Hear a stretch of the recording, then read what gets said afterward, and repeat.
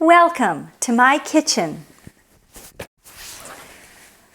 I'm going to prepare some raw food recipes which I have created and adapted over the last 5 years, during which time I have been eating raw food exclusively. I make delicious and nourishing raw food meals. They're quick and easy.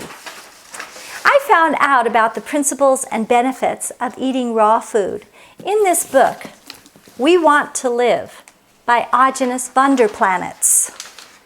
It made sense to me to eat this way. But how? I've been experimenting with various raw food recipes ever since, and as a result, my health has improved tremendously. I will prepare foods John and I eat on a daily basis.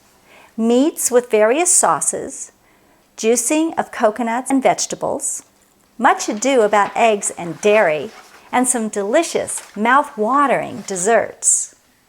I'll also be demonstrating external uses of raw foods and techniques for efficient food storage.